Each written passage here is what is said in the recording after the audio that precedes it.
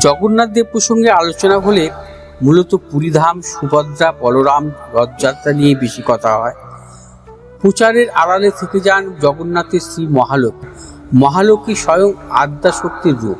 তিনি বিশ্ব সংসারের আদি শক্তি এবং জগন্নাথ স্বয়ং নিজ বৈভব এবং শক্তির জন্য মহামায়ার উপর নির্ভর করেন।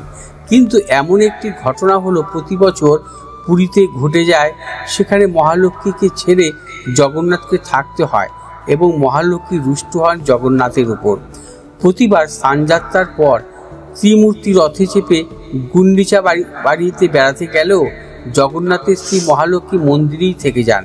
এতে স্বাভাবিকভাবেই মহালক্ষ্মী জগন্নাথের উপর ক্রুদ্ধ হন এবং কথিত আছে দেবী মহালক্ষ্মী গুন্ডিচা মন্দিরে এসে যত শীঘ্রই সম্ভব মন্দিরে ফেরার জন্য জগন্নাথকে ভয় দেখান। প্রভুর ছুটি কাটানোর এই অবসরে তার স্ত্রী স্বামীর সাক্ষাতের সৌভাগ্য ঘটে না এবং দূর থেকেই গুন্ডিচায় প্রভুকে দর্শন করে ক্ষান্ত হয়ে তিনি মন্দিরের সামনে আরতি সম্পন্ন করেন লক্ষ্মী দেবী।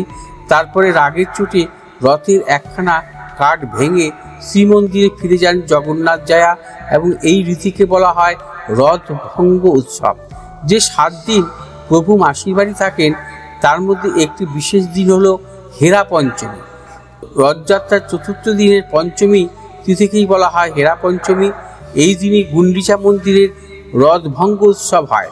আবার প্রভু যখন উল্টো রথের সময় প্রভু যখন মন্দিরে ফিরে আসেন, তিনি মহালক্ষ্মীর জন্য নানাবিধ মিষ্টি এবং উপহার নিয়ে আসেন।